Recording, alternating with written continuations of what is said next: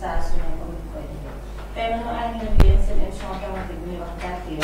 tey nag ñu jël comme thème jeunesse sénégalaise situation de perspective pour ñu waxtaanee tamit mu ngi si dalal Tamba Danfaka coach formateur en capacité personnelle en même temps militant de la lutte contre le chômage au Sénégal. ñu si dalal aussi su ñuy wax Ahma Émile Bawol moom chargé de mission au niveau du ministère de la jeunesse. en même temps aussi ma si ànd sama naataango comme ni ñu koy defee saa su ne xaadim xew bu ko defee ñu dalal Tamba Danfaka ñu ngi leen di dalal. mais jërëjëf Mariam kontaan nekk ak yéen fii ci plateau Goxi TV di nuyu tab seen téléspectateurs yi. merci Tamba Émile Ahma Émile ñu ngi lay fay bu baax a baax di leen nuyu di kontaan ci invitation bi di nuyu ñi ma bokkal plateau bi yëpp di nuyu fa ma jógee muy waa Dalifort ak waa ministère de la jeunesse yi merci.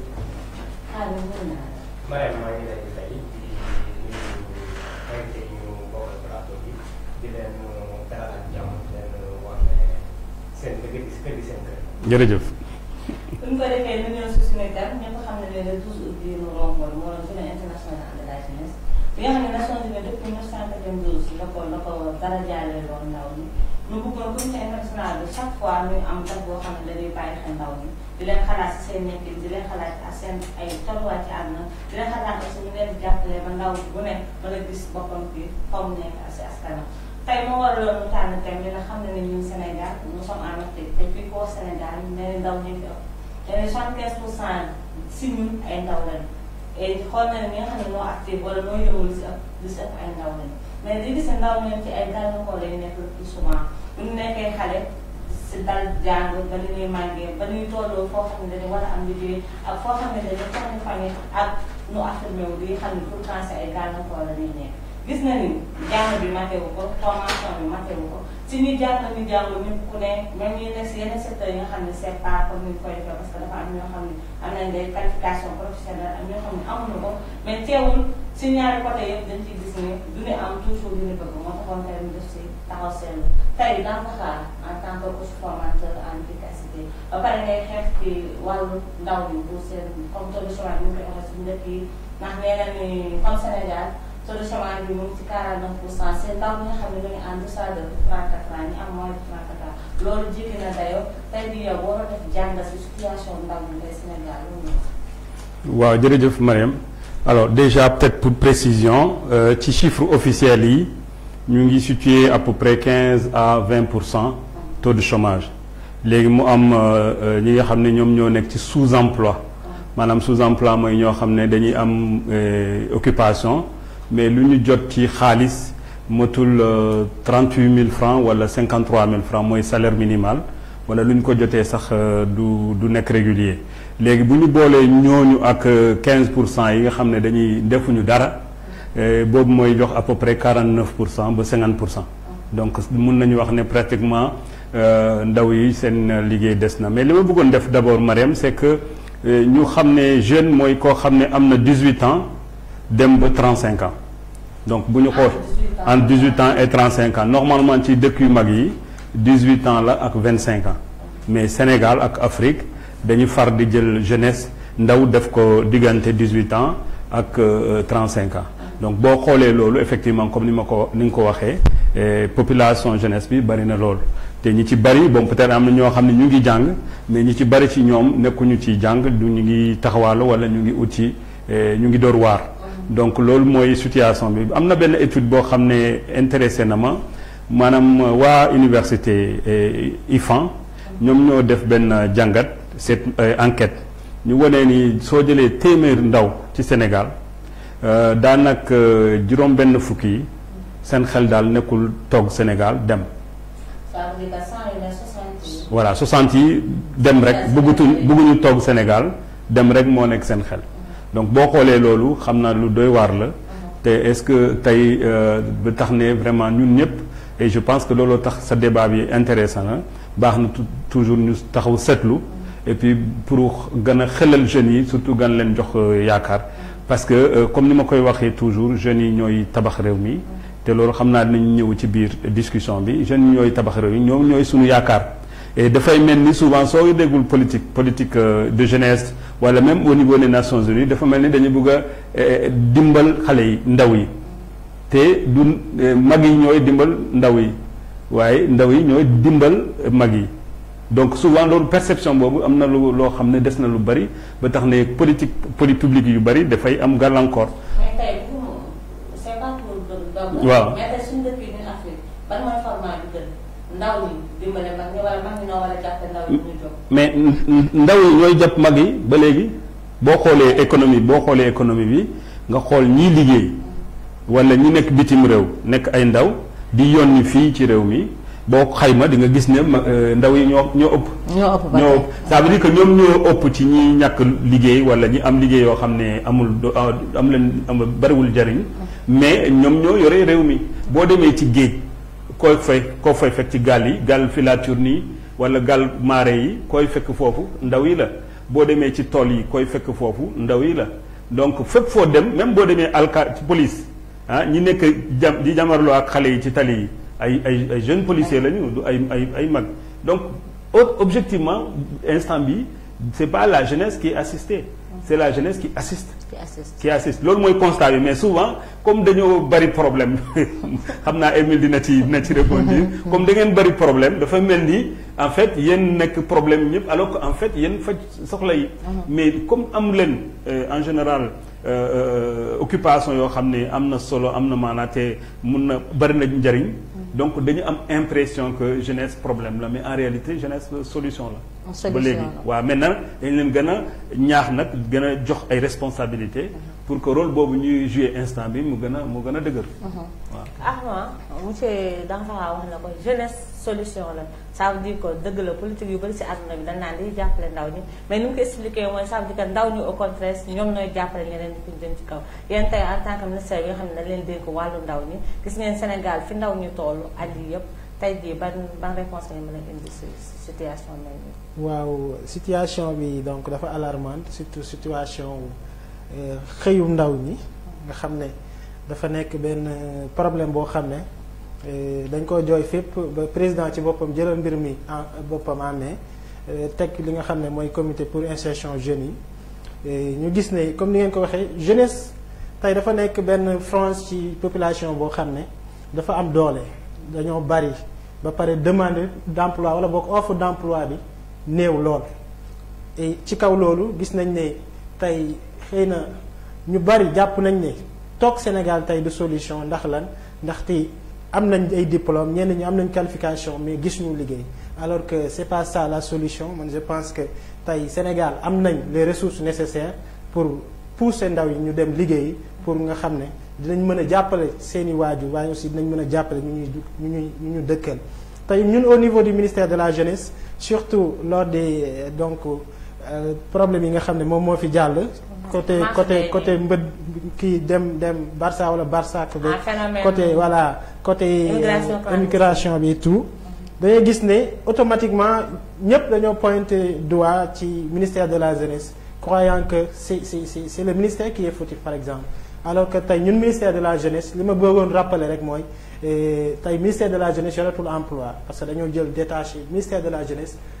ministère de l'emploi utal ko ministère boppam muy ministère de l'emploi et de la formation professionnelle ñun notre rôle c'est d'accompagner la jeunesse c'est de les guider c'est de les permettre d'avoir des actes citoyens mais aussi jàppale leen bu baax ci ñu gën a am avenir bu meilleur ci kaw loolu def nañ ay programmes yu bari waaye aussi ñu ngi leen di orienter ci yu bari ba pare di leen jàppale pour ñu am liggéey ndax tey ministère de la jeunesse bu ñu ko waxee il y a des agences il y a des directions il y a aussi des programmes yoo xam ne c'est des programmes uniquement faits pour la jeunesse tey à l'exemple de Prodac tey bu ñu ko tegee chaque jour dañ koy wax jeunesse bi lu leen sonal mooy ñu ci bari jàpp nañ ne boo amee yenn diplôme yi waratoo liggéey ci tool yi waratoo def yenn métiers yi alors que tey dañoo toll ci situation boo xam ne problème emploi c'est mondial c'est quelque chose boo xam ne ñépp a ko war a xeex waaye nan lañ koy xeexee il faut nag ñun jeunes yi ñu chercher yeneen moyens de comment dire créer des emplois en ne pas se baser seulement sur li nga xam ne moom mooy diplôme yeeg toog ci bureau yeeg kilim yi ñu demee noonu donc foofu dama ciy woo ndaw ñi ñu gën a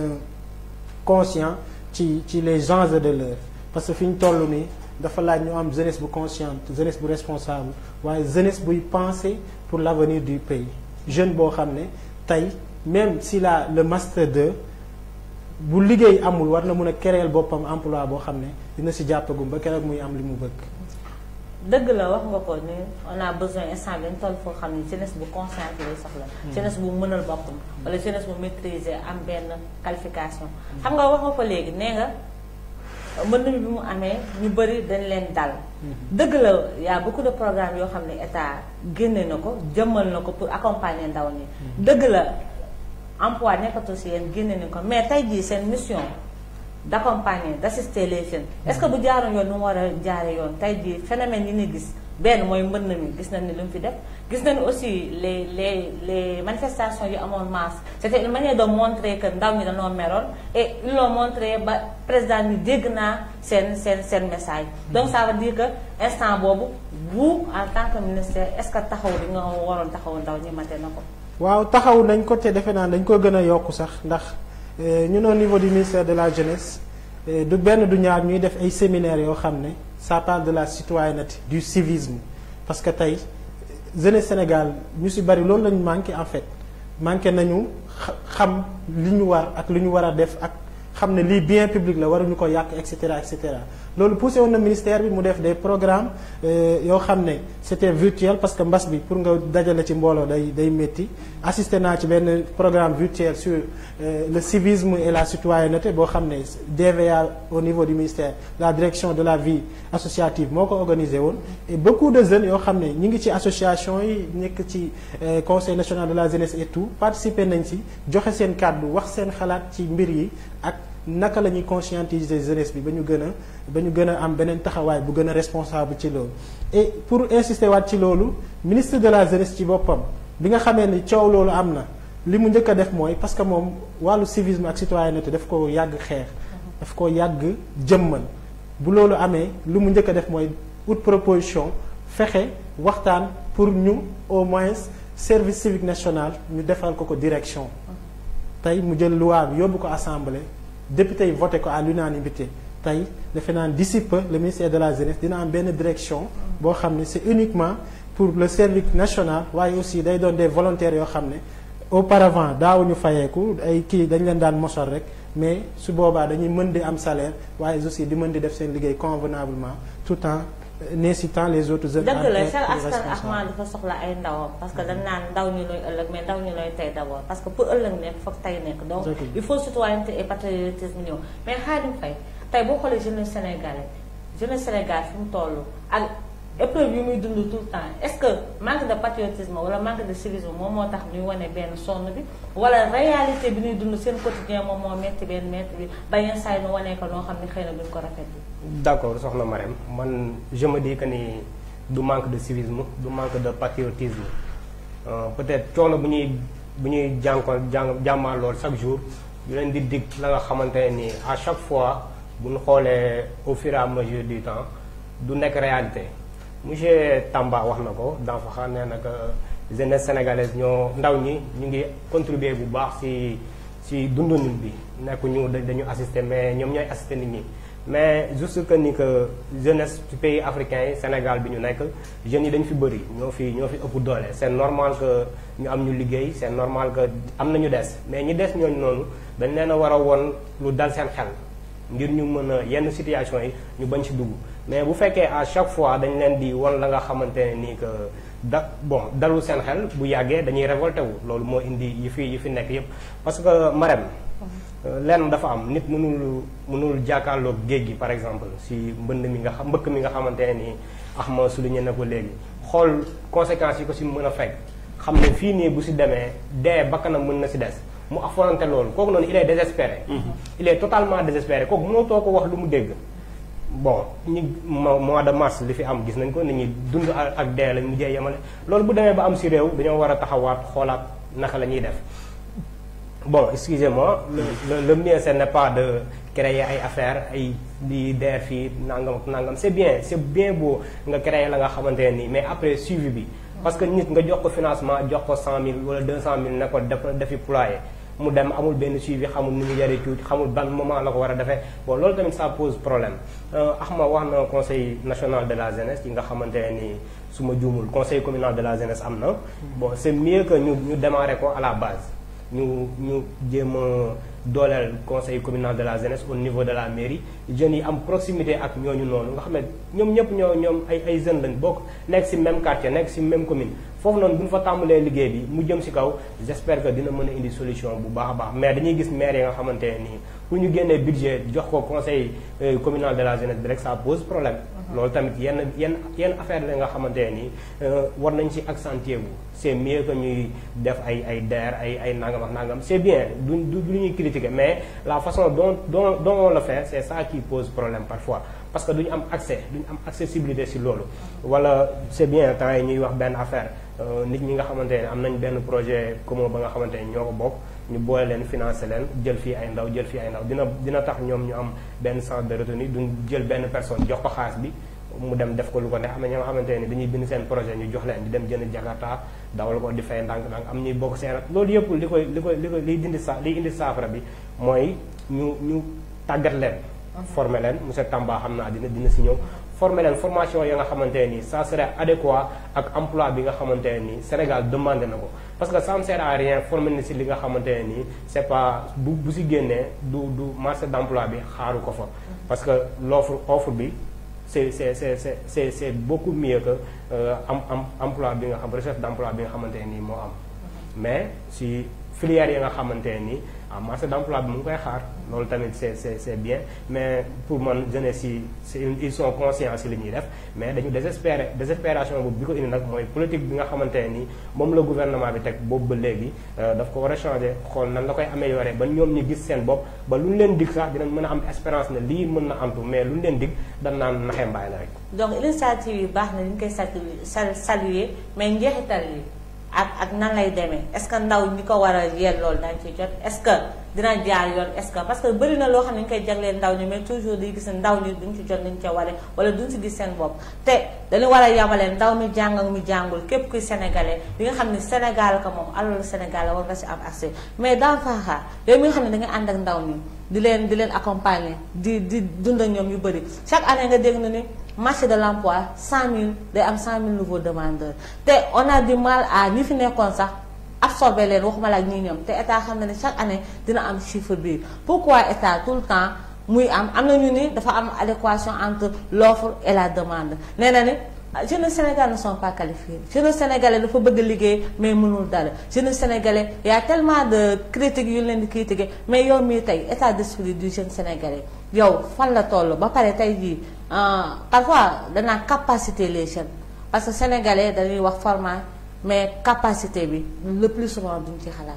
oui c'est-à-dire que xam nga souvent problème bi am. ci Sénégal mooy yenn yi mu ngi fi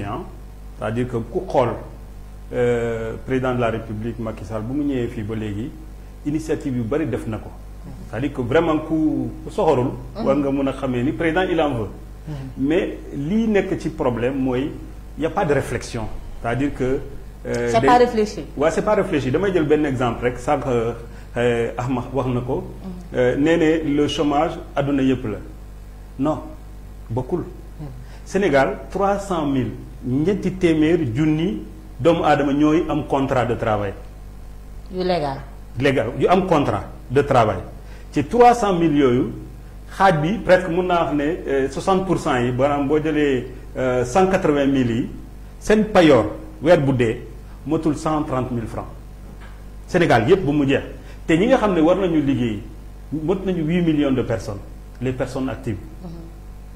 donc boo jëlee dëkk yooyu dëkku mel ni Sénégal ak situation boobu. nga gis ne la plupart des gens xëy ñu amuñu salaire amuñu revenu régulier bu ñu feebaree ñoom ñooy faj seen bopp amuñu protection sociale amuñu retraite nga bëgg a jël loolu boo ko méngalee ak des situations des pays développés nga xam ne ñoom bu ñu amee sax 11% vrai 11% parce que ñun fii c'est de faux chiffres qu'on donne et je vais dire d'ailleurs une chose l'ANSD musul def étude sur le chômage sur l'emploi des jeunes à l'échelle nationale mus na ko def fii ci Ndakaaru Njaay mais mosu ko def sur l'échelle nationale c'est-à-dire que l'État du Sénégal. donc les chiffres yu ñuy jox c'est pas représentatif. non par c'est pas rapport à représentatif territoire national bi. non seulement c'est pas représentatif mais boo jëlee chiffre ANSD dañu lay wax ne bu ñu ñëwee ne la Ahma yow 3 mois yi est-ce que liggéey nga boo leen ne liggéey naa ñu ne il n'est pas en chômage. c'est-à-dire qu'il y a aucune preuve que kii lu mu wax dëgg la wala dëgg donc déjà les chiffres il y a un problème c'est-à-dire que ministère de l'emploi du yéen. amul sax chiffre xamul kan moo nekk ci chômage Sénégal xamul lu tax ñu nekk chômage xamul ñi nekk liggéey lan mooy seen jafe-jafe. donc déjà ça c'est le problème donc première chose situation Sénégal benn la ci àdduna maanaam mun nañ ko méngale ak waa Afrique mais en réalité chômage bi fi nekk c'est inacceptable. deuxièmement initiative bi ñuy def par ministère de l'emploi et ministère de la jeunesse seen liggéey du ay joxe liggéey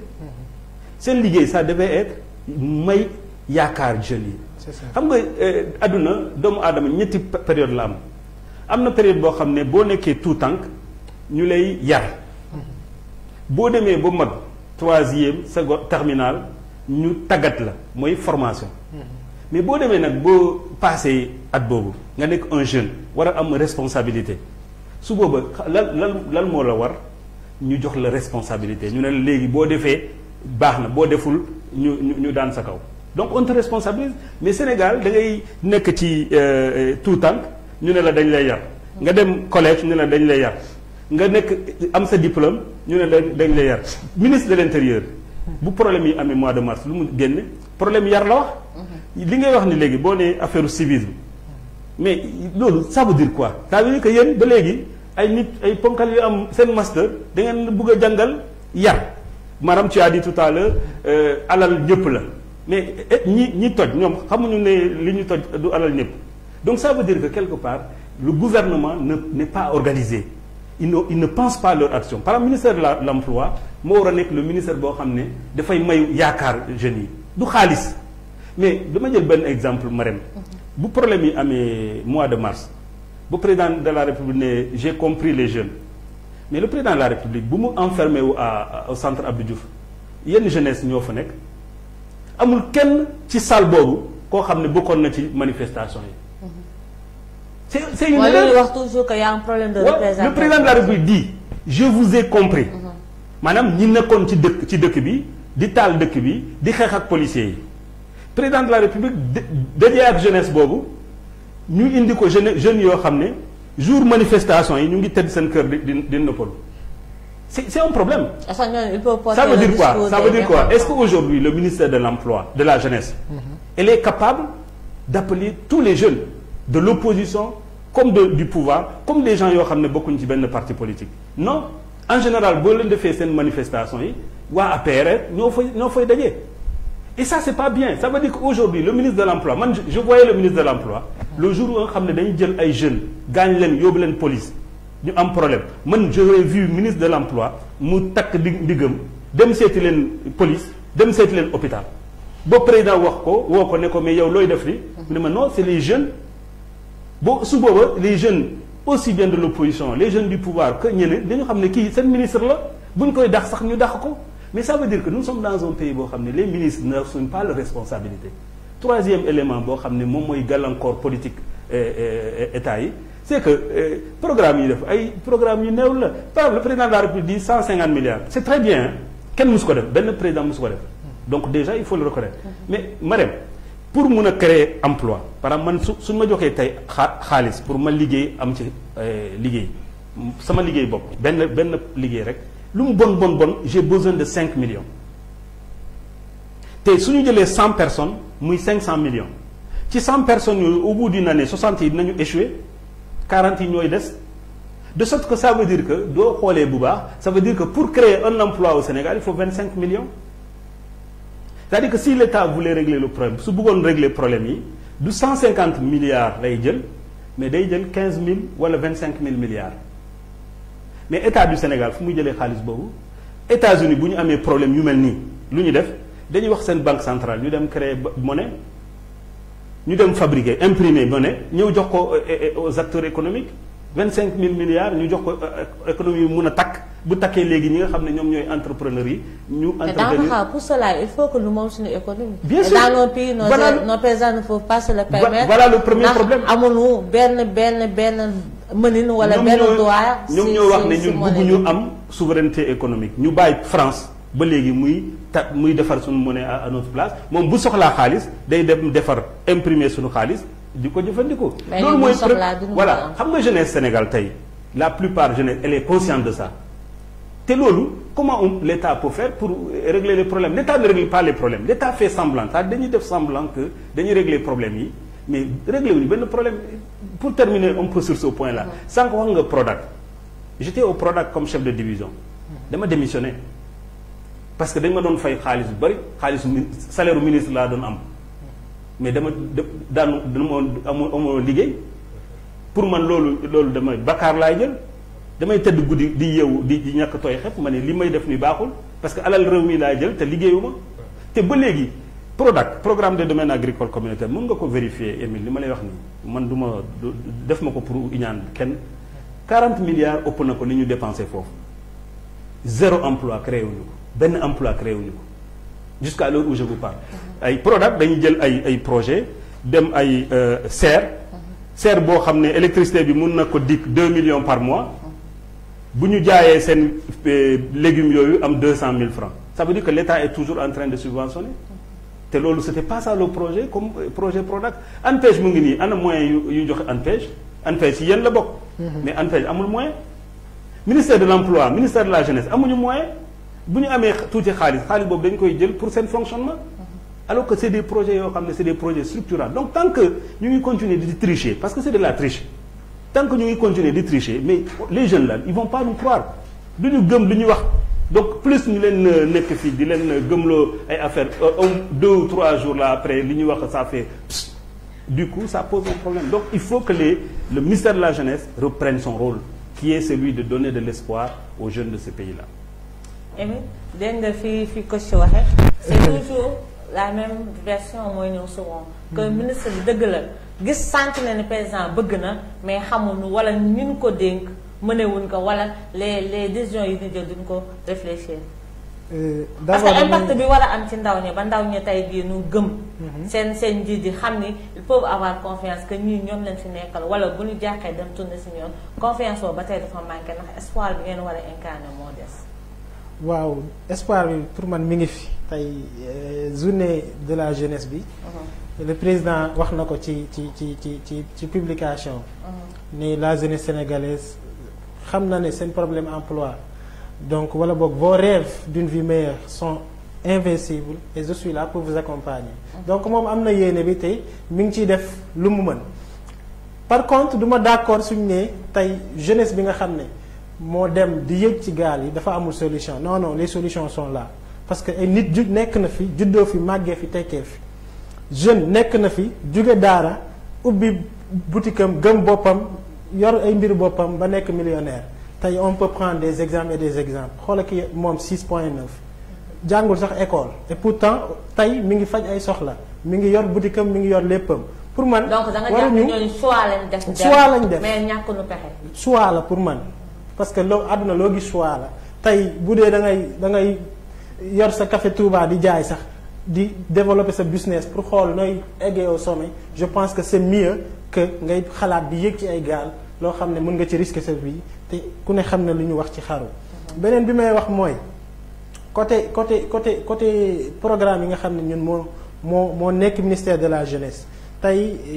Danfakha moom wax na ko xëy na koom-koom bi demeewut noonu waaye ñi ngi jéem tey ministère de la jeunesse wax na ko suñu rôle mooy jox jeunes yi espoir te ñi ngi ci bu baax a baax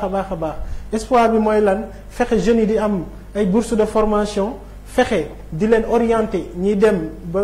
ANPEJ bindu ji bokk ci am li nga xam ne moom lañ tuddee ay carte def guichet unique waaye aussi le président de la République pour régler ce programme de la formation parce que jeunes yu bari nag suñu waxantee dëgg dañoo manqué formation. toujours mooy argument bi. waaw non sérieux dañoo tey mais ku amul problème bi mooy ñi ñu financé ñu ci bari financement yi demul fenn parce que tout simplement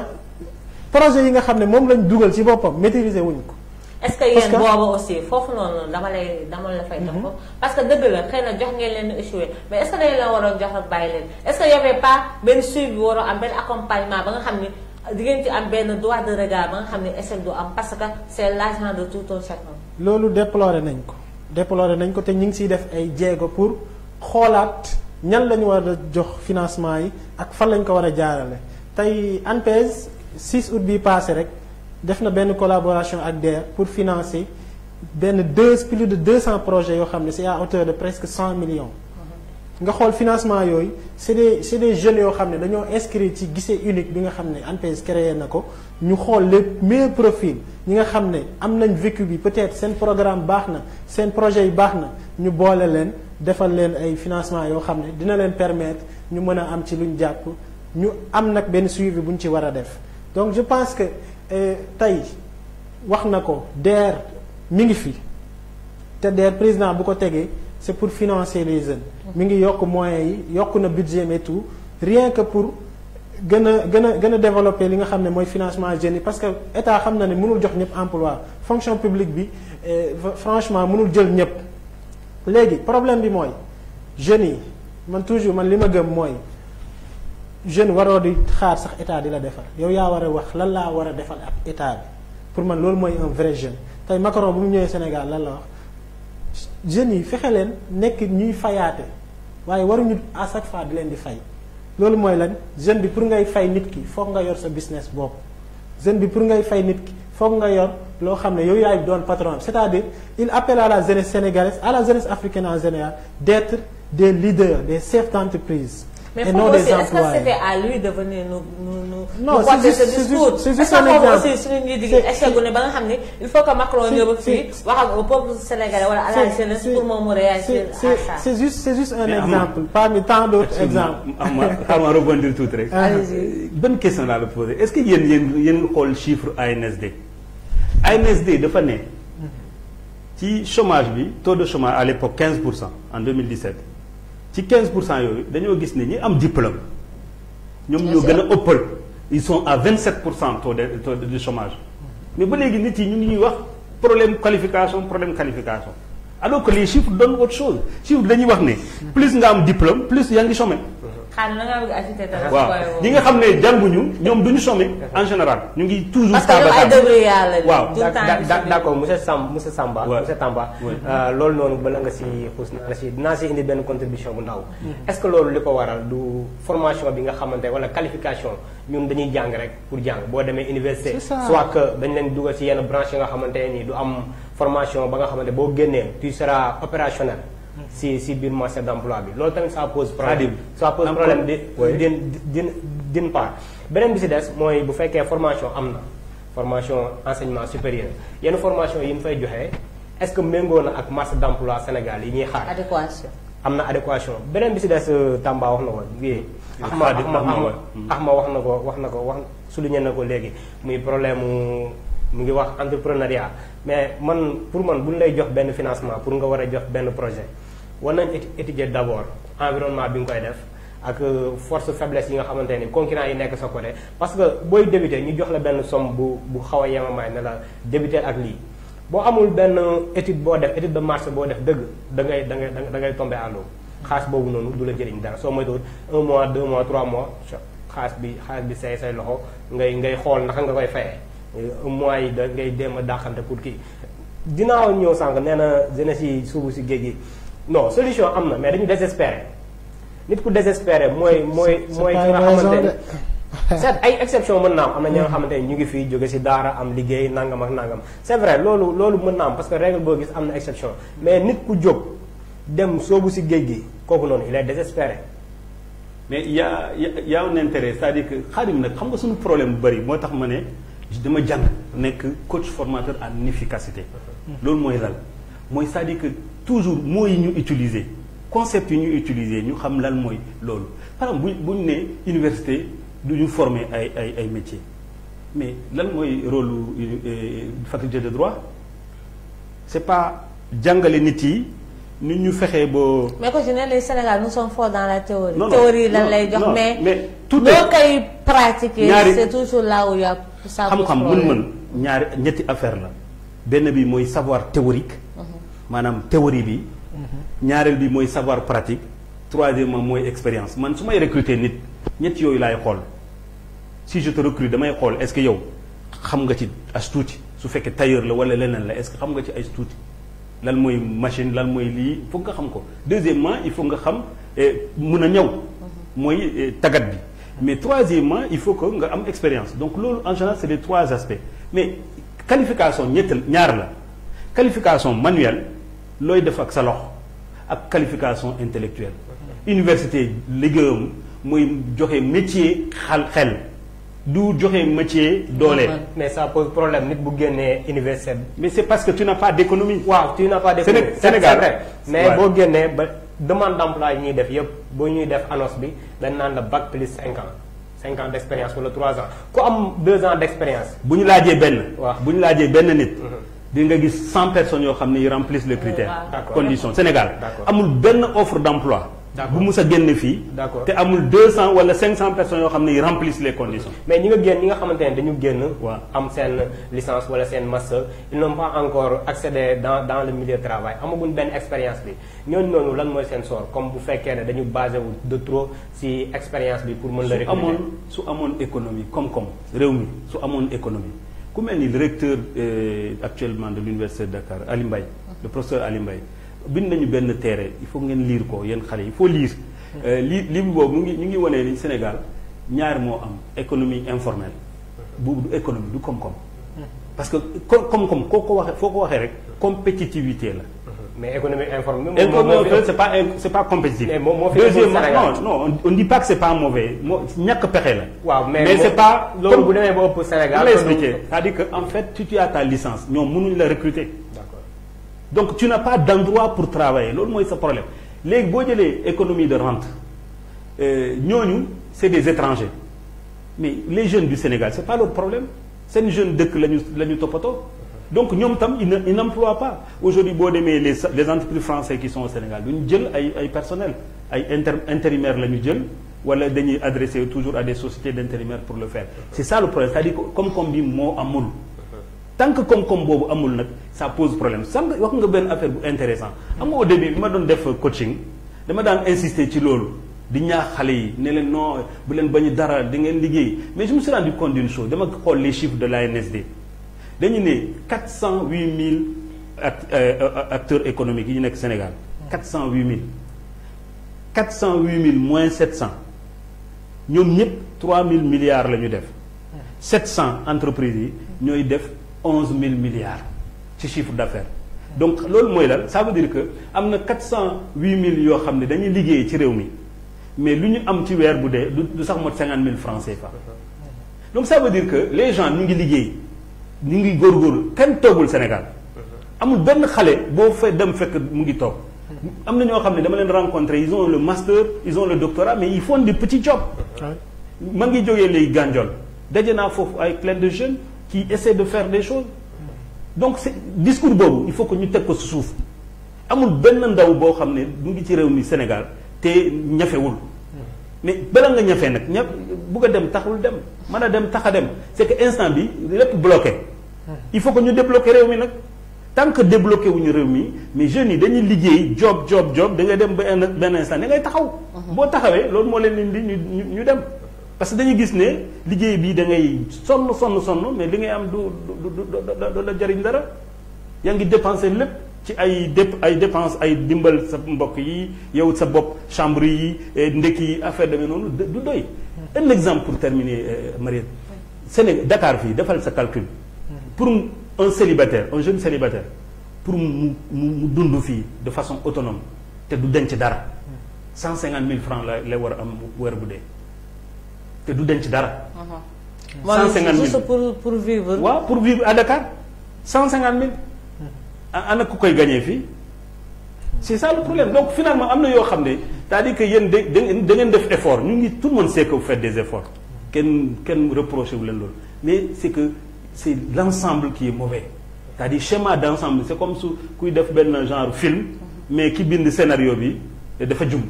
donc du coup les gens font n'importe quoi et personne n'a de résultats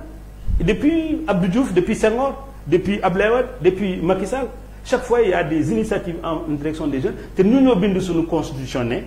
nous avons la nation l'État a l'obligation de protéger la jeunesse mais duñu ko def aujourd'hui le gouvernement du Sénégal l'État du Sénégal dafa bàyyi la jeunesse à elle-même et ça c'est dommage. am na solo mais Ahmad fi ko si daanele lay répondre rek. Ouais. parce que nee na ni Sénégal depuis notre indépendance politique de jeunesse on l'a échoué parce que coche bi mooy départ bi. la ñuy raté est-ce que c'est pas réfléchi xam nga sànq coche nee na parce que li ñuy teg lu bëri c'est pas réfléchi mais y a aussi un problème bu am entre rapport entre ñiy jiite ak le reste parce que dafa am benn déphasage bu am ci esprit ni ñuy gisee. xam nga yéen le plus souvent bu dara amee jàngat bi ngeen ci am di ngeen ci dem en profondeur yéen li jàpp ne ah ndaw ñi dañoo mel kii nii da ngeen wut benn solution boo xam ne benn taf comme ni ñu koy wax pour kii tuuti atténuer un peu pour avancer mais xam na ne nee na ni fii ak ay at Afrique bokk na ci dëkk yoo xam ne noonu leen di xaar comme fi Chine egg ci démographie ak Inde jeunesse am foofu la jëm et pour nu bañ ko rater il faut nga préparer ndaw ñooñu parce que y a tellement de défis qui attendent cette jeunesse te ndaw ñooñu tey est-ce que ndawu Sénégal tant que yu suñu njiit yi taxawee mën nañu am yaakaar ni rendez-vous boobu ñun duñ ko rater parce que dëgg la y a deux types de jeunes ki jàng ak ki jàngul et ñëpp même droit état la ñu am état da leen war kenn ku ne lépp loo soxla ngay yemloo ko est-ce que yéen déjà vous vous projetez sur ça ba nga xam ne ndaw bi ëllëg am na lu ngeen koy xaar lu dul on manque de qualification lu dul on est pas li manque civisme lu dul dañoo manque patriote mais des propositions concrètes yoo xam ne tey ndaw ñi daañu ci mën a tënk. waaw heureusement que nous avons un président visionnaire tey wax na ko emploi bi doyut wax dëgg fa yàlla doyut mais force est de reconnaître que 2000 ba 2012 li ñu fi def ci emploi président Macky Sall bu mu ñëwee da koo triplé ci fonction publique kese da koo triplé ci fonction publique kese donte doyut nag mais tey bu ñu ñëwee ci wàllum avenir président dafay jël ay matuwaay yu bari tey mi ngi xalaat les maisons de la jeunesse et de la citoyenneté war ko def ci département yu bari muy maison yoo xam ne non seulement ce sera des cadres d'échange des cadres yoo xam ne espace jeune lay doon yoo xam ne dina permettre comme ni ko kii waxee sànq tey département yi conseil départemental de la jeunesse yi fay ne mën di fa daje di fa waxtaan di impliqué aussi politique développement wu réew mi waaye aussi di xam li nga xam ne maire yi leen wër. ñu ngi koy mais conseil national de jeunesse yi yàgg na existé seen ay représentants ñëpp xam ne mais ban njeexital la am tey jii si condition ndaw ñi.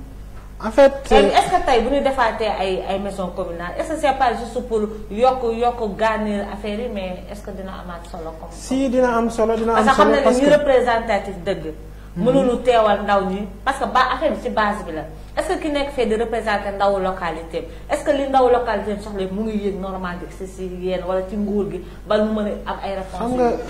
xam nga si biir maison de la jeunesse yooyu day am lu ñu tuddee guichet unique. tey ndaw yi nga xam ne par exemple boo dëkkee département de Pikine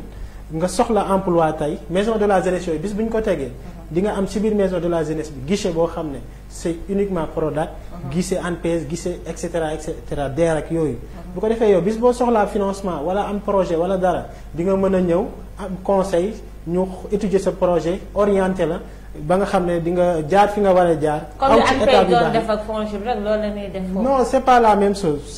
chose parce que maison de la jeunesse yi day gën a yaatu tey kii wax na ko da nga ne nañ préparer suñu jeunesse. président mi ngi xalaat ci loolu bu baax a baax c'est pas pour rien mu ne 45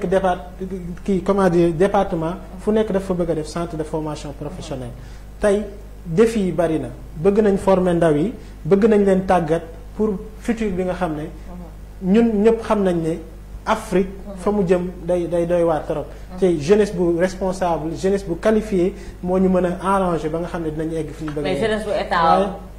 jox cër jeunesse bu état gëm jeunesse bu état accompagne. mais jeunesse bi. parce que aussi on sent que. ñi si kaw respecté wu ne ndaw ñi on sent que ñi si kaw joxuñu ndaw ñi cër parce que saa yu ñu wax ak ñun c'est comme si dañuy wàññi c'est comme si dañuy minimiser comme si ñun ñu am cër ça aussi day indi benn sentiment bi nga xam ne li war a xew yëpp état du xam lépp li nga xam ne dafay soxla xam pour doxal li mu war a. xam nga loolu discours doomu aadama la ku nekk ak sa tempérament ak ni ngay defee discours. xëy na man tey bu ñu ma joxoon discours ma war a wax ci situation jeunesse yi. mais nangu nga ne discours yu bëri c'est pourtant c'est des jeunes. bon am na si discours yoo xam ne dafa passé à côté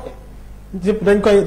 koy accepter parce que mun nañ toll situation yoo xam ne y a des mots yoo xam ne c'est war ñu ko employer pour jeunesse dañuy soxla des mots plus réconfortants pour cette jeunesse. comme ni ko président di defee gën leen comprendre très bien comme ni ko président waxee je vous comprends. donc ñun mooy loolu daal nañu fexe. nañu xam ne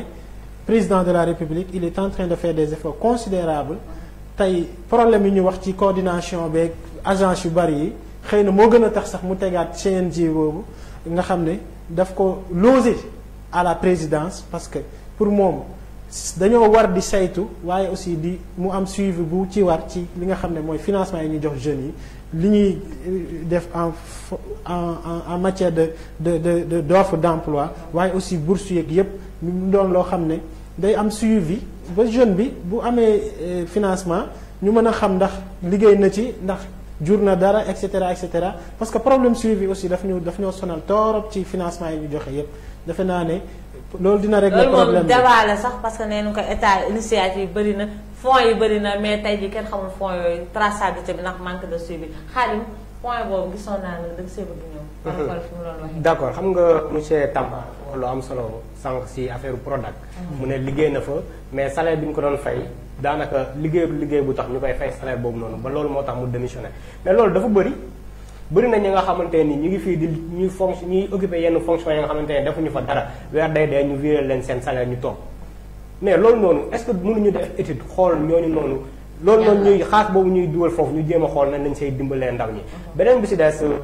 fonction publique kese mënul absorber li nga xamante ne mooy demande d'emploi ndaw ñi. faaw état bi tamit jéem a lëkkaloo ak privé yi ñu xool naka la ñuy jëlee même bu fekkee daf leen di accompagner si yenn mesures yi ba pare teg ay conditions comme quoi ne chaque année wala chaque weer war ngeen a jël lii nii si ay jeunes nombre de jeunes dugal leen te pire day am ña nga xamante ne nii ils sont à l'âge de la retraite. war a dem retraite demuñu ñu ngi toog si biir entreprise yi di liggéey. donc dañu war a céder la place à d'autres personnes yi nga xamante ne dañu war a ñëw jël relève bi. parce que loolu mooy àdduna nit da ngay sa wàll day wéy keneen ñëw toog mais dafa am ña nga xamante ne nii dañuy bëgg a toog aaki moo lépp te loolu du yoon mais li koy indi mooy parce que dañu xaritoog ak directeur bi parce que dafa am ay fay ya nga xamante ne nii yor nañ ko buñ génnee tey directeur bi day ragal ñu génn ko wala nangam yaa naa agugoo mais yooyu noonu yenn couac yi nga xamante ne nii am na loolu lañu war a xool régler ko tout d'abord avant ñuy jëm si yeneen sinon li ñuy def yëpp ça va tomber dans l'eau ñu wax ko li ñuy def yëpp même ñu ngi def ay effort dans kii ma wax na ko léegi président Macky Sall mu ngi def ay effort depuis ba mu toogee 2012 ba léegi certes dañ koy reconnaître mais dafa des lu bari mooy li ñuy wax dafa des lu bari te et puis monsieur Tamba nga baal ma wax na sànq benn affaire bu am solo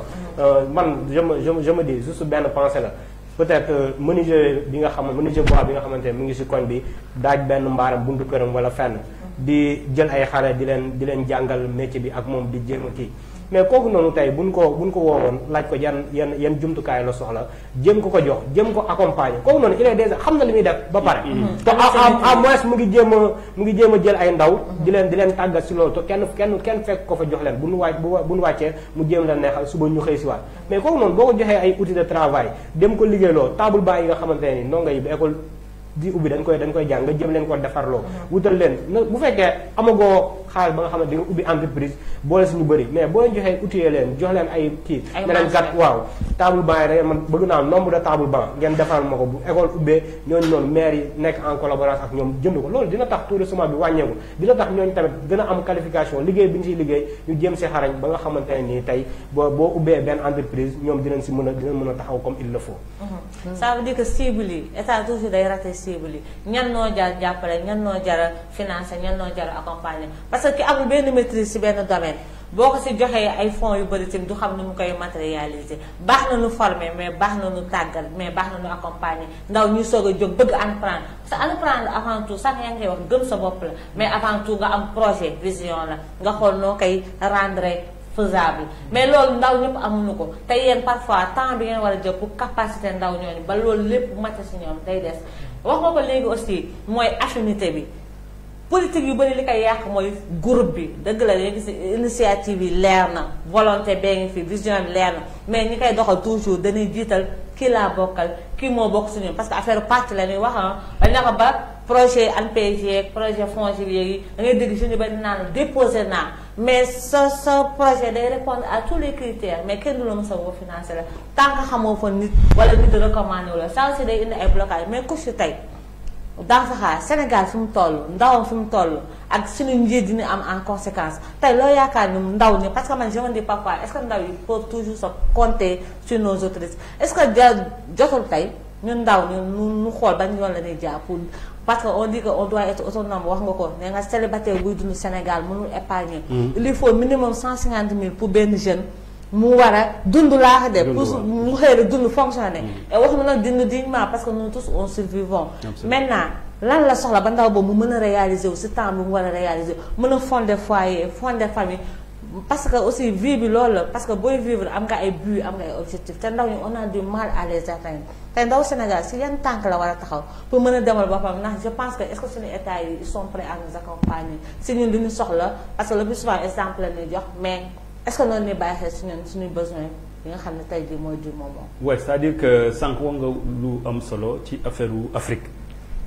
tout le monde sait que fii ba quelques années ci kanam Afrique mooy nekk le continent où tout le monde voudrait venir.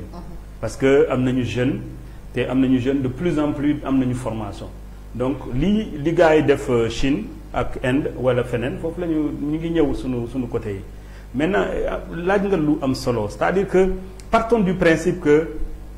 gouvernement yi tey kenn mënu leen soppi ci saas. mais lu jeunesse mun a def lan mooy responsabilité jeunesse benn bi déjà. mooy une jeunesse doit être ambitieuse maanaam ambitieuse xam nga nu ñu koy waxee ci wolof c'est-à-dire. ndaw day bëgg dara boppam. moi je prends un exemple je suis sûr que Émile. Ahmad tu es bon tu es excellent. parce que lu tax nga nekk ci cabinet ministre c'est parce que tu es bon. mais en général ñi nga xam ne ñoo nekk ci bopp yi lu tax ñu jël jeunes yu mel nii Ahmad parce qu'en général c'est des gens qui les emmerdent excuse-moi l'expression. donc dañ leen jël teg leen seen wet pour ñu noppi. pour ñu calmer wu alors je ne dis pas que c'est ton cas parce que nee na Fatoumata sama sœur là je pense qu'elle n'est pas dans ça mais en général c'est ce qui se passe man j'ai encadré pas mal de jeunes à un moment donné gars yi dañ leen woo teg leen fii ñu noppi ça il faut que non jeunesse yi ñoo war a bañ loolu c'est-à-dire que c'est une manière de nous corrompre alors c'est de la corruption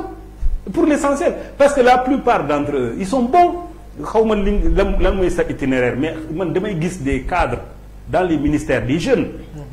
et même boo jëlee Prodac et le coordonnateur il est bon tu prends le coordonnateur de la COJER Moussa Sow il est bon mais vous n'avez pas voix au chapitre gars yi dañu def seen tooxi doone à Paris ñëw def seen kii yi jëbu leen ci dara ngeen nekk ci rajo yi télé yi di leen défendre donc il faut être ambitieux d'abord et c'est valable pour les jeunes du pouvoir c'est valable pour les jeunes de l'opposition c'est valable pour les jeunes yoo xam ne amuñu benn parti politique gis nga lu xew mois de mars lu tax président de la République ne je vous ai compris hein xam nga souvent lu tax jeunesse yi kenn du toog faalewul seeni problème boo demee université kenn yabul étudiant lu tax parce que bu d'accordul day wàcc manifester ko na ne donc loolu déjà ça veut dire que les jeunes doivent s'organiser bu ñu gisee loo xam ne jaadul mais bu ñu waxee le président de la République il est sensible à ça waxuma nag ñu toj ça c'est l'extrême mais cette façon de faire voilà. Aussi jeunesse da ko war a dépasser voilà mais si aujourd'hui la jeunesse dit moi je fais une manifestation pour l'emploi des jeunes wala façon bi ñu tey moyens ñu jox ANPEJ doyul dañu bëgg ñu yokk ko wala politique économique li financement yi fi nekk c'est pas transparent dañu bëgg mu transparent ñu def 100 000 jeunes dans les rues de Dakar mais le président de la République va trancher lu tax du ñu def loolu kan moo tere jeune Sénégal la loi le permet pour ñu organiser wu pour ñu dox ñaxtu sans casse sans saaga kenn mais réclamer sa droit loolu mën nañu ko def deuxièmement mën nañu organiser wu nekk en réseau parce que tout seul vous n'y arriverez pas ah aujourd'hui benn jeune bu jóg noonu bëgg a dem boppam mais mënul nekk donc comme état mënul leen dimbal parce que déjà wax nga sànq ci affaire étude de marché yi mais il y a pas de chiffre te étude de marché dafa cher donc bu au lieu ngeen nekk fii benn def leen par 10 par 20 par 30 ku nekk bu joxee 2000 francs wala 3000 francs mun ngeen génn dara pour benn dossier de projet mun ngeen organiser boo leen war a déposer 100 dossiers quelque part ngeen déposer benn dossier ngeen topp ko. te dina am esprit d'équipe. voilà réseau c'est-à-dire que tey bu ñu déposer bu 100 yooyu déposer benn dossier fenn ñu ñëw ANPEJ wala feneen bu ñu gisul au bout de un mois benn réaction mun nañu booloo 100 personnes yooyu woo presse ne nous on a déposé un dossier ça devient une affaire de mais loolu kenn du ko def à la place des jeunes. te aujourd'hui il faut dire la vérité aussi nañu waxante dëgg. kenn amul lu mu joxati jeune ndaw Sénégal. on vous a yar nañ leen école. jëm ngeen collège dem ngeen université ba génne on vous doit plus rien am ngeen 18 ans da ngeen war a ñafe. mais loolu nag il faut ngeen organiser wu tam man ça c'est mon métier. c'est-à-dire tous les jours depuis 1997. loolu laay wax jeunes yi ne leen seen succès ci yéen la dépendre dépendrul gouvernement dépendrul waajur da ngeen war a ñafe parce que fépp foo gis ay mu am croissance mu am développement muy Facebook muy Bill Gates muy leneen bi ñu ko doon def ay nay même pas 20 ans. c'est des jeunes de rien du tout. donc vous pouvez le faire surtout aujourd'hui jamono bi ñu nekk amatul France dafa ñu raw États-Unis dafa ñu raw tout est digitalisé donc mën nga toog Sénégal def loo xam ne mën na jaaxal àdduna mais loolu il faut que jeunes yi ñu nangu ko nag accepter que le succès vient de l'intérieur de soi et que yéen da ngeen war a fexe da ngeen war a xeex pour organiser wu li ngeen def ko sérieusement bañ a ci dugal ay tappale parce que loolu tappale bi tam bari na il y a trop de ça c'est-à-dire que facilité bi nga xam ne loolu je pense que tout à l'heure da nga ko souligner loolu il faut qu'on essaie de voir les gens sont prêts à aider moi j'aide depuis 1997 loolu laay def xam naa ñeneen ñi ñu ngi koy def man quand j'ai connu des gens dans l'administration qui sont dans cette dynamique-là ils sont prêts à le faire mais si jeunes yi ñëwuñu organiser wu mais demain lan mooy am mais gars yi dañ ñëw fii def ñu ay jàmm encore est-ce que loolu la jeunesse Sénégal bëgg que ñeneen ñi jógee seen réew ñëw def fii ay projet ñun ñu comme li xew Gandiol nga xam ne foofu benn société marocaine mooy jënd électricité ci Sénélec di ko jaayat 2 fois plus cher aux populations locales mais ça c'est des choses yoo xam ne c'est pas normal donc jeunesse Sénégal il faut que ñu entreprendre les choses il faut qu'ils s'organisent et ne pas se laisser faire le président de la République mënul dara c'est un président de la République je sais qu'il fait beaucoup d'efforts damay jël benn exemple rek am na sama benn gramme nga doon na tëli université Dakar bi ñu doon def pavillon yi président ci boppam mooy jël téléphone am pour junj gars yi tous les jours mu woo leen 2 ou 3 fois 4 fois pour que affaire bi mën a dem mais il peut pas le faire partout donc ça veut dire que président de la République bu defee ministre or que warul demee noonu boo gisee say morom say naataango di xeex la nga xamante ni c'est légitime c'est leur droit da nga leen a war a jàppale si loolu noonu mais or que nga leen di xoole ay kii politicien la fee la far ak fee la far man maa war a taxaw jéem a def xam nga li baax li am solo mooy parfois nit ñi dañu war a di débat mais waruñu werante am na ñi nga xamante ne dañuy werante kii wax na lii même bu fekkee li mu wax xam nga ne lii dëgg la da nga koy jéem a contredire xool yan pexe ngay aw pour jéem a défendre sa leader wala naan or que warul demee noonu dañoo war a toll fa nga xamante ne nii dañ di war di waxante dëgg parce que ñun ëllëg ñooy yor réew bi on est des jeunes ñun ñu fi nekk presque monsieur Tamba moo fi nekk atteindre benn âge bi mais ñun ñoo fi nekk foo xoolee plateau bi rek ça reflète tout 3 jeunes la ñu am benn vieux moo fi nekk comme que Sénégal noonu c'est le Sénégal en miniature nii la ñuy dundee foo gis jeunesse bi ñoo ëpp doole fi nga xamante nii si askan bi lii rek benn sondage ba nga xamante ni ça montre tout léegi nag comme que ñun xam nañ loolu xam nañ réalité boobu noonu te dañuy toog naan politiciens yi dañuy werante kii ak nangam ku nekk day xëcc di jëmale sa boor ñun ñoo war a diri loolu mais ñun bu ñu bëggee jël dugal ñu suñu mouvance boobu tamit bon ça dañuy tardé rek. ça veut dire que il faut nous demee objectivité les esprits partisans bi ci démarqué wu parce que loolu aussi mooy solo Sénégal da gis lu baax sax nga teg sa loxo nga ne baaxul parce que la boolee baax la nga ne non kii lu ñu def waroo wax ne baax na boolee baax la da nga reconnaître ni président li mu xalaat baax na wala ministre bi alors que ça doit pas être comme ça tey jii lépp luy intérêt Sénégal lépp luy intérêt jeunesse sax bu ñu ko gisee ñëpp a war a tàcc jàpp si comme solution wala ay suggestion ay faire ñu dem si mais ces carcans là au contraire day jaxase jeunesse bi mais duñ jox doole et tant que on est duñ ci demandoo duñu am ni solo mais nu ci contexte bu délicat daaw ba ren on est dans la pandémie première vague deuxième vague troisième vague balaa ñuy dem ci aspect sanitaire ñu ñëw ci aspect économique bi le président a fait un appel autour de la résilience gis nañ ni ñu bëri am nañ ci wàll mais jeunesse bi sentir nu seen bopp ci aspect boobu noonu est-ce que tey résilience bi yéen waa ministère am ngeen ci wàcc pàcc boo xam ne tey ndaw Sénégal moo ko moom pour accompagner parce que on a des jeunes entrepreneurs qui souffrent depuis l'année dernière on a des jeunes yoo xam ne seen ay activités yu ñu amoon lu mu ndaw dafa arrêté et loolu noonu yéen si yenn disposition ngeen nekk pour ces résilience bi nga xam ne président def na ci appel. Donc merci beaucoup je pense que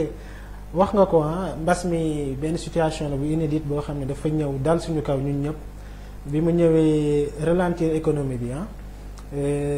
ñun au niveau du ministère de la jeunesse li ñu njëkk a xalaat mooy puisque affaire de santé la et que première chose bi nga xam ne moom la ñëpp dawandoo di ko def mooy investir ci respect des mesures barrières waaye aussi ci des produits phytosanitaires rek yooyu ministère de la jeunesse dafa ut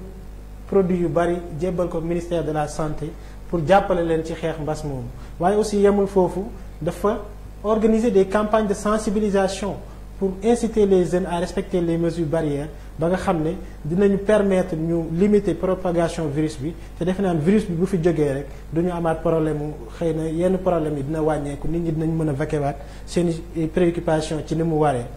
ci hôpital yi aussi fu si mel ni Dalal Jàmm récemment rek le ministre de la jeunesse yóbbu na fa un important lot de matériel et de produits phytosanitaires pour venir en aide aux patients waaye aussi ñi nga xam ne ñoo fay liggéeyee ci ay gel ak masque ak ndox ak lépp li nga xam ne dañ koy soxla foofu pour gën a mën a permettre ñooñu nekk foofu ñu def liggéey bi ci ni mu waree ba mbas mi mën fay jóge waaye côté aspect économique bi defe naa ne président daf ko jagleel sénégalais yépp te bu Sénégal comme ni mu ko waxee ñu bëri lu ñu xamul mooy jeunes yi daanaka ñoo yor kër yi waaye ba tey dañoo jàpp ne parents yi donc ñoom ñooy gérer te defe naa ne ci loolu noonu gis nañ côté électricité ak ndox ak lépp président def na ci ay xéwal yu bari yoo xam ne permettre woon na ñi nga xam ne ñoo ne ci kër yi ñu alléger leen mbir yi ba nga xam ne du metti ci ñoom torop defe naa ne aide alimentaire bi jaar na fi leneen ak leneen jaar na fi et tout ça waaw ci première vague ba donc ñu ngi ci dem nañ deuxième vague ba troisième vague pour ne pas kii la dagg la est-ce que ñun war nañu toll foofu nga xam ne bu dara xewee on cherche pas de solution mais aide alimentaire li ñu xalaat ça aussi est-ce que war na ko dépasser surtout génération bi ñu nekk actuellement au pouvoir mën ni wax li si ëpp ay ndaw lañu est-ce que woonu di xalaate faneen y a différentes manières d'accompagner les gens te doo ko def ci ay ceeb yooyu teg ay doli parce que loolu aussi c'est un débat qu'on a dépassé et nit ñi wax nañ ci waxaat si maintenant tey bu ngeen si ñëwaatee c'est comme si ba tey dañuy delloowaat ci non pas dellooñu si ginnaaw parce que c'est bien de rappeler les faits tey côté jeunesse damay delluwaat ci jeunesse bi tey le ministère bi nga xamee ne am na ay ndaw yoo xam ne porté wu nañ volontaire pour di defar ay nu mu tuddati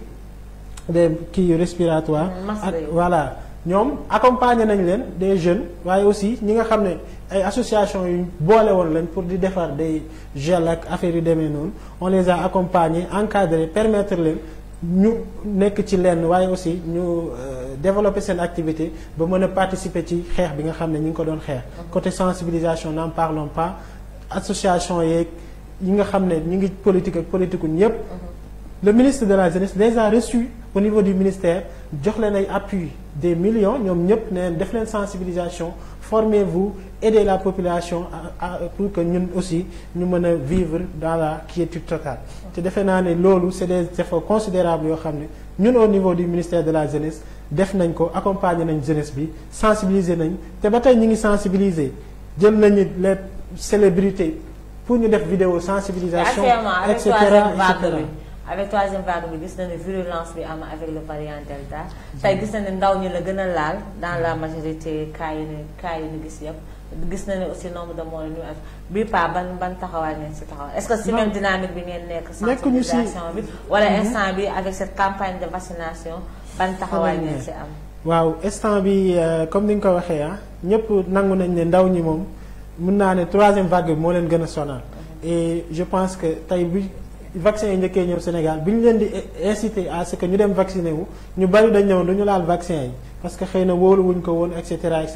mais bu ñu demee ba gis ne virus bi mi ngi sonal ndaw ñi tey ñoom ci seen bopp ñoo jëlal seen bopp seeni matuwaay bopp daal di dox dem ci centre de santé yi pour jël vaccination et aujourd'hui c'est le combat de toute la jeunesse c'est inciter la jeunesse à aller se faire vacciner parce que tey mbas mi ñëpp gis nañ ne vaccin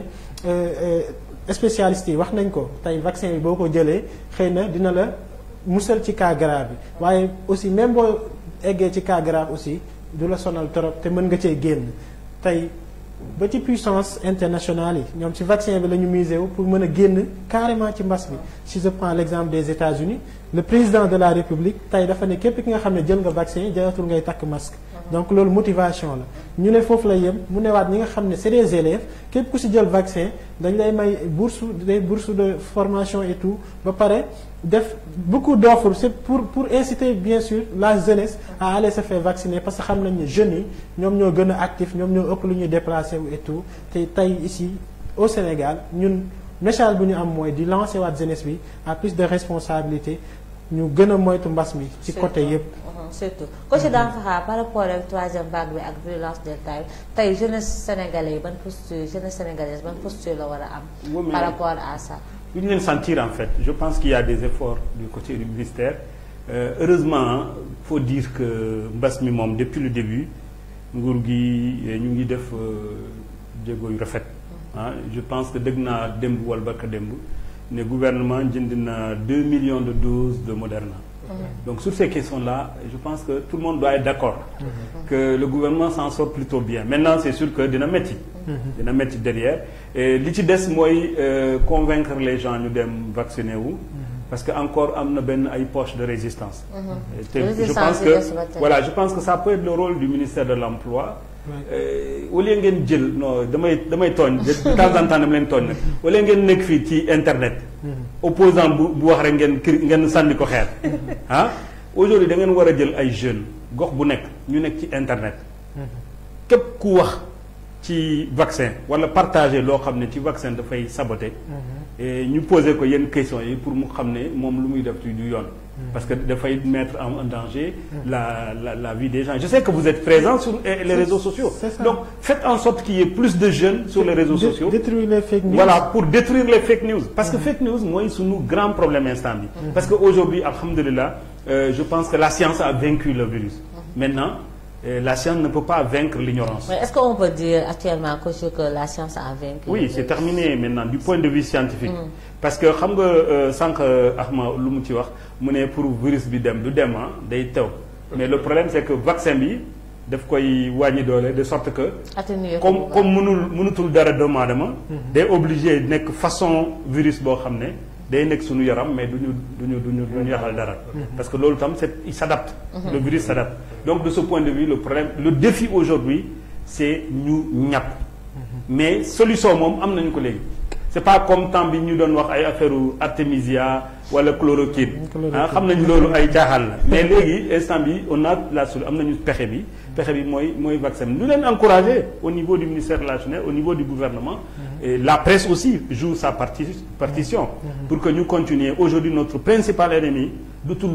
virus bi mais fake news yi la nañu ko xeex ensemble on pourra s'en sortir. Par rapport ak troisième vague bi avec jeunesse instant yi gis nañ ni ñoom la gën a laal comme ni ñu koy waxoon mais léeg-léeg am na avancé parce que gis nañ avec campagne de vaccination yi plus jeunes yi noonu c'est pacifique sensibilisation est-ce que tey foofu seen taxawaay wala est-ce que tey mënoon nañu xaar jeunesse bi ñu gën a engagé wu ci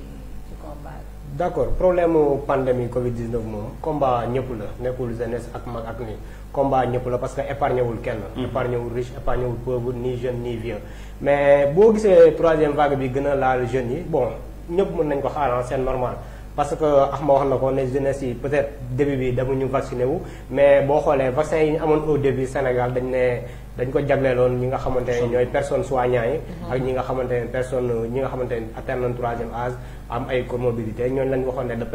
ñooy cible première yi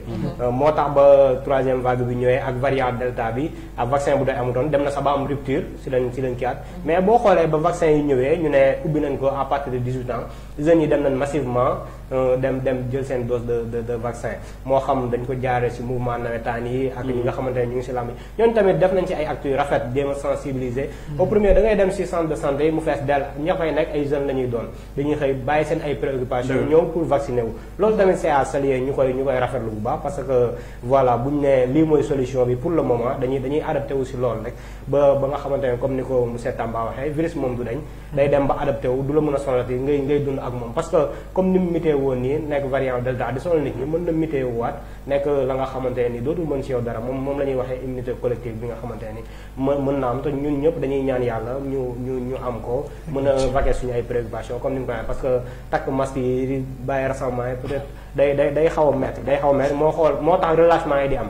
relâchement bu ñu demee ba cas yi wàññeeku nit ñi dañuy sonn dañuy dem mujjee dem dund parce que Sénégal quoi qu'on puisse dire dañuy dund waaw social la ñuy dund dañuy nuyonte dañuy kaf dañuy foore dañuy demalante dañuy dikkalante loolu bu ñu demee ba di ko xañ rek bu demee un mois rek dañ siy sonn moo tax bu ñuy ñaan yàlla mbas mi dañ ak jàmm wala boobu virus bi dem comme dootu mën a sonal askan bi comme ni ko monsieur Tamba waxee to loolu la ñuy ñaan mais en matière d'économie si pour ndaw ñi bon mënoon nañ parce que ndaw yi ñooy def tailleur yi to masque yi mën nañ confectionner tailleur yi au début dañ doon confectionner ay masques ya nga xamante ne ay masque local lay doon mais moment boobu noonu peut-être mën na am la nga xamante ni dañuy créer ay emploi yi nga xamante ni ça va être à long terme parce que mbas la nekk virus xamuñu kañ lay dem nañ jéem a jël ay ndaw ya nga xamante ne ñu ngi doon def tailleur bu boobaa dootuñu soxla di importer ay masque di ko indi di ko wàññeek tey suba wàññi nañ masque yi suba yokk nañ ko loolu tamit ça pose problème bu benn affaire amee waroo nag ne damay jël benn solution pour def ni xaaral ma jox leen ceeb dëgg la nit ñi tëj nga leen Sénégal revenu metti na nga joxe dund c'est bien beau nga wàññi courant bi c'est bien beau mais loolu mënul wëy état Sénégal ba ñu koy def xam ne lii mënuñu koy def à 2 mois 3 mois mais boo boole woon ñooñu noonu doon liggéey nga teg leen ñu respecté distanciation yi ñu wax ñuy jéem a defar ay masque di ko jaay ngeen koy jënd ñu koy jaay boobu boobaa di nga leen liggéeyloo parce que facilité baaxul nit nga koy may baaxul da nga koy jàngal mu liggéey bu liggéeyee nga fay ko loolu mooy àdduna mu tàmm loolu noonu j'espère que foofu lañ mënoon nañ fa misé wu ba tey ñu génn si am na solo bu baax Ahma tey ji yan perspective moom quelles sont les perspectives qui s'offrent à la jeunesse sénégalaise de manière générale? Voilà, je pense que kàddu yi rafet na tey jeunesse bi dañ leen di peut-être waxaat ñu gën a takku rek te xam ne li ci kanam mooy daax Sénégal fi ñu jëm incha allah xam nañ ko te yi nga xam ne erreur yi nga xam ne def nañ ko ci at yi passé yu bari ñu ngi koy rectifier ci côté emploi côté financement ak lépp kii mi ngi koy wax sànq pourquoi pas jeunes yi di dajaloo di def ay groupement et tout tey léegi financement yi sooy xool groupement yi la ñuy gën a financer ba ci DER GIE yi dañuy dem ba marché poisson xool benn GIE femmes yeeg yooyu jeunes yi et tout ba ci formation professionnelle bi léegi ak 3FPT récemment 240 jeunes boulangers ont été formés à hauteur de 100 millions donc pour permettre leen ñu am métier au moins mën a defar mburu et cetera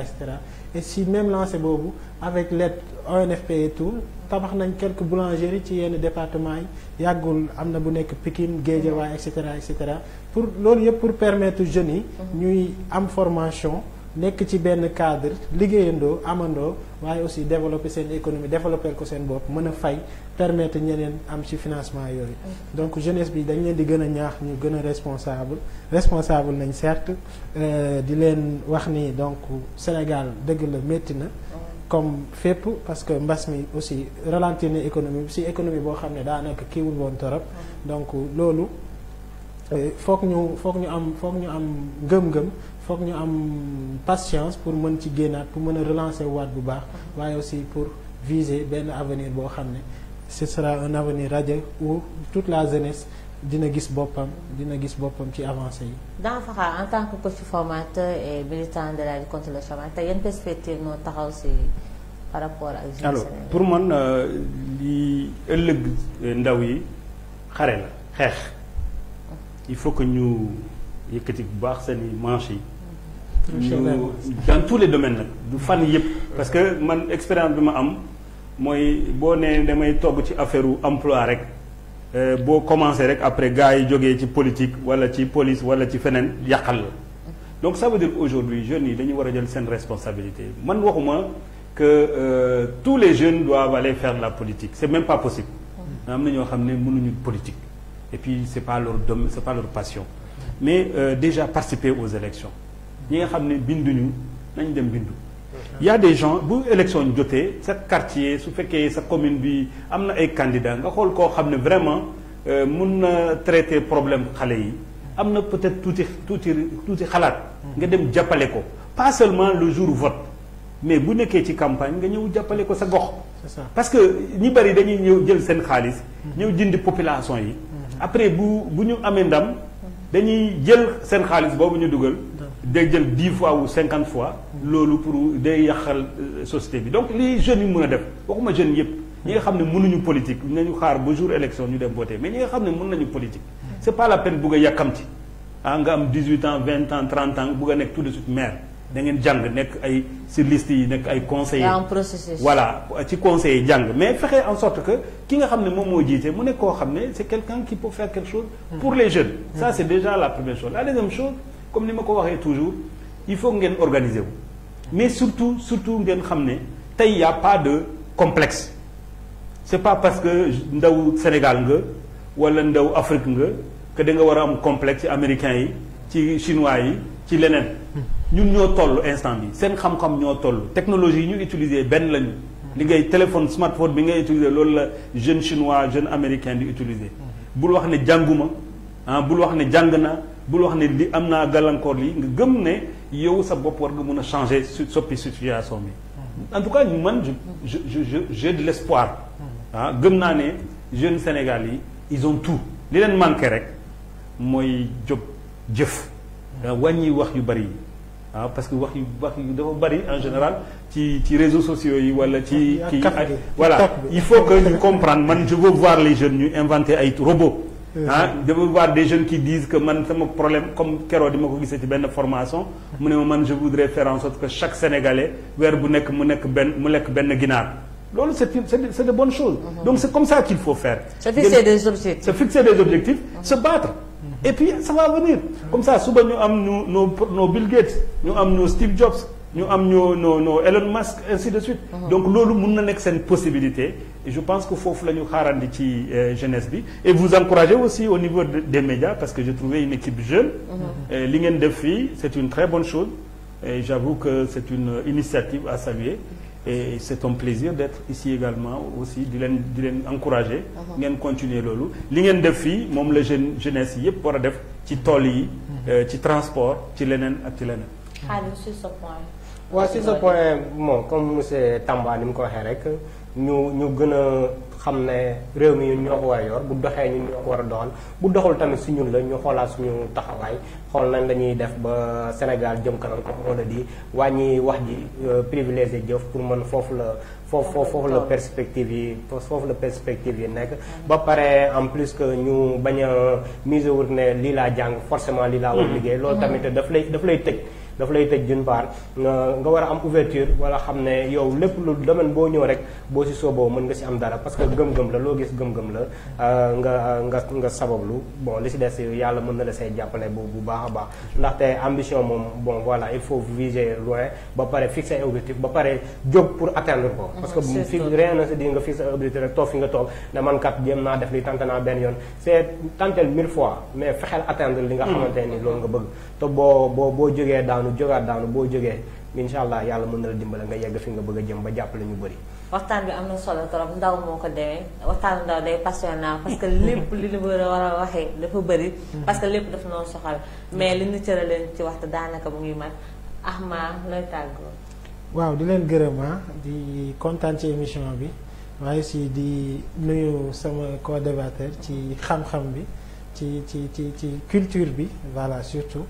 ndax jàng naa ci lu bari ñun jeunes yi donc on a besoin de références comme ñoom di kontaan ci média bi nga xam ne gox gi maa ngi koy door a découvrir démb sax laa dugg di aimer lépp parce que man moom je suis trop digital voilà mooy loolu et c'est une initiative boo xam ne c'est à saluer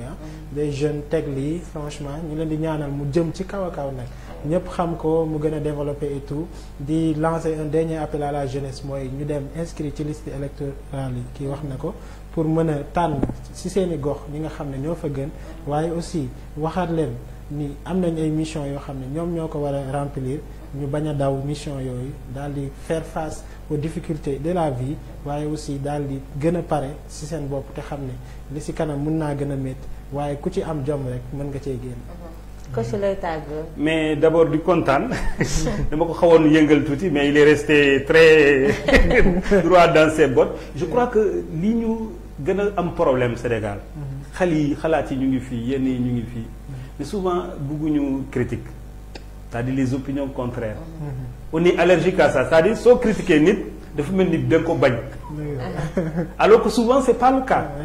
damay jël benn exemple rek keroog dama jël photo du président de la République ma def ko sama page couverture Facebook gars yi di ma yónni message ne xanaa da ngaa transhumé alors que ça doit pas être comme ça il faut qu'on discute entre Sénégalais. On n'est pas d'accord surtout jubóowuñu ci lépp ñii ñu ngi ci opposition ñii bokkuñu ci dara ñii ñu ngi ci pouvoir mais Sénégal moo ñu yor ñun ñëpp donc ku am li ngay wax ngeen ñu déglu wante et c'est important et à partir de ce moment si je suis pas d'accord su ma d'accord la ak yow ma wax sama xalaat su fekkee jubóowuñu muy noonu suñ jubóo nag muy noonu après ku nekk delloo ci li nga nekk mais dans le respect ci calme parce que réew mi Mariam man jeunesse il faut ngeen comprendre ci dal la ñu mën a tabax réew te loolu foofu laay lancer le dernier appel aux jeunes ñu dal utiliser seen moyen waaw utiliser seen moyen buñ koy def rek te am xol bu rafet parce que xol moo yore doomu aadama bu amul xol bu rafet rek mun na nekk brillant intelligent mun na am doole mun na am alal mais du ko doyee dara donc de ce point de vue là je vous encourage à aller dans cette direction-là et vous au niveau du ministère aussi je vous encourage mais faites mieux on a beaucoup d'espoir dañuy yaakaar ci yéen donc na ngeen góorgóorlu pour gën a yokk seen taxawaay surtout ci jeunesse bi maa ngi lay gërëm ci invitation yi Mariam Khadim ça a été un plaisir merci Khadim Rassoul et puis les techniciens derrière aussi qui font un travail magnifique et c'est un plaisir d'avoir été ici merci monsieur Tamba comme ni mu ko waxee di ko remercier moom parce que moom la ñu war a remercier parce que mag bu solee dàllam ñëw si biiru ndaw ngir waxtaan ak ñoom loolu c'est pas facile ñu ngi koy remercier bu baax a baax di remercier aussi Ahma vraiment c'était pertinent vraiment idée yi rafet na puis li muy wax maîtriser na ko xam na ko ça veut dire que toogul rek ñu jox ko benn poste li muy vraiment mu ngi ciy def liggéey bu am solo di gën a ñaax ndaw ñi rek ñu gën a am yar surtout ça parce que yar moom lu mu la mayul lu mu la xañul du la ko may gën a déggal suñuy waajur gën a jóg takk suñu ndigg jéem a ñafe jéem a liggéey comme ni ma ko waxee sànq rek xam ne réew mi ñun ñoo ko war a doxal jéem a fixer ay objectif jéem a jóg pour atteindre ko aussi di la remercier aussi Marème si émission bi vraiment ça a été un plaisir si partager ko ak ñi nga xamante ni débat bi neex na mais comme que kele moom waxtu la dañ koy respecté di remercier aussi téléspectateurs yi nga xamante ni ñooñu doon topp si Facebook YouTube ak streaming vraiment gis nañ seen ay réaction di leen jaajëfal bu baax a baax di leen remercier si encouragement yi et tout ça di remercier tamit équipe technique bi nekkoon si ginnaaw am na solo mais juste rek ndaw yi xam ne ndaw ñi nooy tey nooy ëllëg te tey bu baaxul ëllëg bu baax ñu bàyyi esprit partisan ñu xam ne ñun ñëpp noo bokk Sénégal comme ni ko si waxee Sénégal moo ñu ñor ki bokk APR ki bokk mouvance présidentielle ki bokk opposition ki bokkul fenn ki bokk Pastef bu intérêt Sénégal taxawee avenir du Sénégal nekk en danger ñu ñëpp joxante la ku ne parti fi nga doon ndax Sénégal bu ñu paree nag ku ne défendre ses idées mais dans le respect ndax ngal la waaye ndaw ñi dañuy respecté parce que bu ñu dul respecté duñu dégloo te bu ñu dégloo kenn du jàng sa morom te xam-xam du fa génn njëriñ du fa génn nga xam ne ñun ñëpp Sénégal rek moo la ñor képp kuy jóg di wax ngir Sénégal la jàmmi Sénégal ak ëllëgi Sénégal may am kontaante bu baax aussi si comme ni ngeen kontaane maa ngi gën a kontaan ci émission bi tey mu nekkoon date ci premier numéro muy émission thématique boo xam ne chaque mardi lay am à partir de 18h tey ñu si doon dalal Tamba Dampakha coach formateur en efficacité personnelle en même temps muy militant de la lutte contre le chômage des jeunes au Sénégal ñu àndoon si aussi ak Ahmad Emile Mawoon moom muy chargé de mission au niveau du ministère de la jeunesse di si ànd aussi ak sama naataango Khadim Faye comme ni ko defee saa su ne si plateau yi di leen remercier yéen téléspectateurs et téléspectatrices si Gox TV suñu mbokki internet yi nga xam ne ñu suivre à travers streaming bi à travers Facebook et à travers YouTube ak suñu équipe technique bi nga xam ne Cheikh et Samba comme toujours ils le font moom ñoom noo tax ngeen di gis saa su ne si ni mu waree di leen jox dig daje beneen mardi même heure